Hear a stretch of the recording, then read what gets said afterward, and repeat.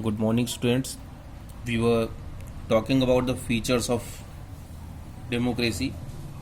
The next feature is one person, one vote, one value. It means everyone should get the chance to vote, everyone should vote, and everyone's vote's value should be equal. This is called the universal adult franchise. It means every adult in the country should get a chance to vote. But there are a lot of countries which do not give this. Just like if we talk about Saudi Arabia, till 1950, the women were not allowed to vote in Saudi Arabia. There is a country in Europe that is named Estonia. Estonia has made its citizenship rules in such a way that people belonging to Russian minority find it difficult to get right to vote. In that country, the Russian people cannot vote. Others can vote. In Fiji, that is a country near Australia. In that country, a lot of Indians live there, and they are in a dominant position. Many Indians remain prime minister of the country also.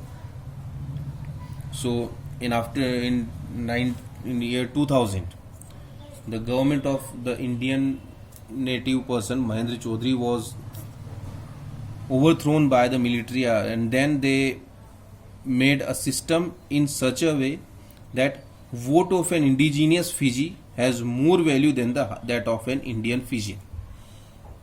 It means the vote of the Fijian people, the person from Fiji itself, his vote's value would be more than the votes of an Indian person.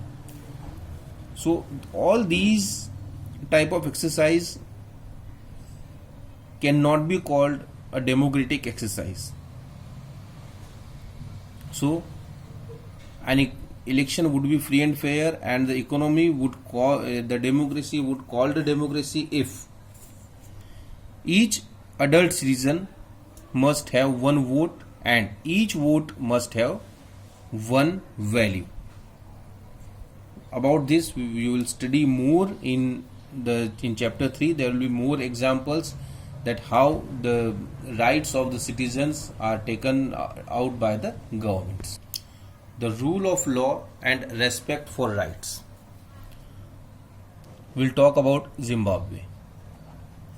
Zimbabwe attained independence from white minority rule in 1980. Till 1980, there was a rule of white people, the people from Europe. Though they were in minority, but they were ruling the country. The country led and struggled against that system, and in 1980 they get freedom from that minority rule, and the black people of the country, who were the indigenous people from Zimbabwe, they get a right to vote, they get a right to form the government. And since that time itself, the country has been ruled by ZANU-PF, the party which led the freedom struggle. The leader of that party, Robert Mugabe, ruled the country since independence, since 1980 itself. His government was overthrown recently by the others when he was more than 90 years old.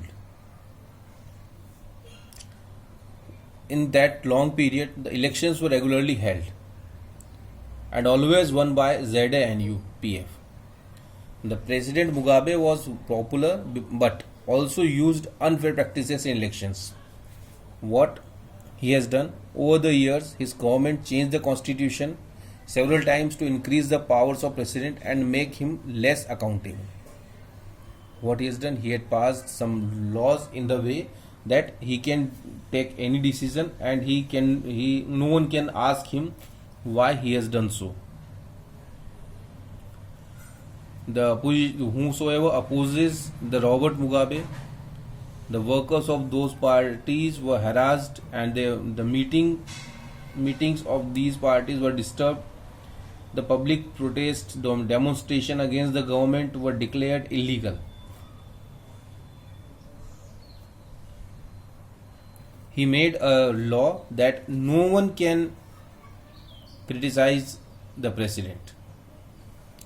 Television and radio were controlled by the government and gave only the ruling party's version.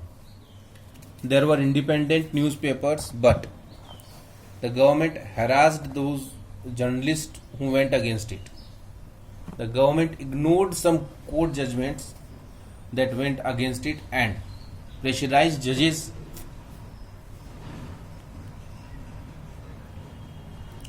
All these were happening in Zimbabwe. The Robert Mugabe, he was forced to leave the post in 2017, and just because he was very old, he was more than 90 years old. Now what we can see from Zimbabwe, example of Zimbabwe, that rulers, if they have popular approval, that is a necessary demand for democracy, but it is not sufficient.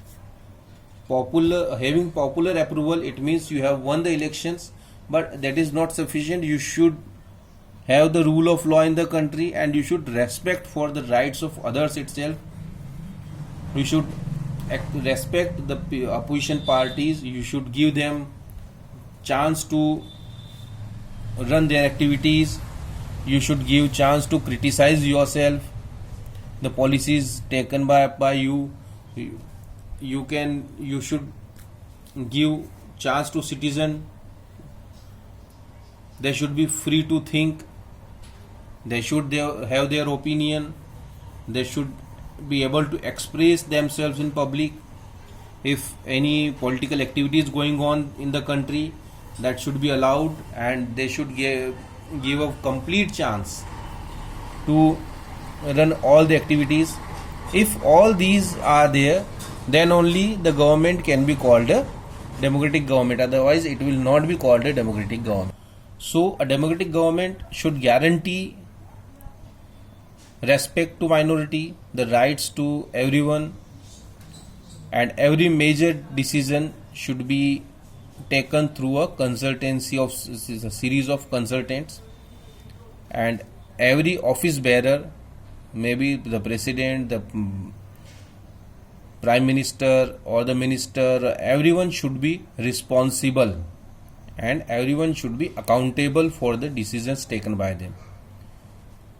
So what we can say, that democratic government rules within limits set by the constitutional law and citizens' rights. So as we see all these features of the democracy, what we can say, that if we sum up and we make a summary of definition, we started with the simple definition that democracy is a form of government in which the rulers are elected by the people, but these features should be there. So the definition will be that the democracy is a form of government in which rulers are elected by the people, and rulers elected by the people take all major decisions. All the major decisions should be taken by the rulers elected by the people, not by others. Election officer offer a choice and a fair opportunity to the people to change the current rulers. This choice and opportunity is available to all people on an equal basis.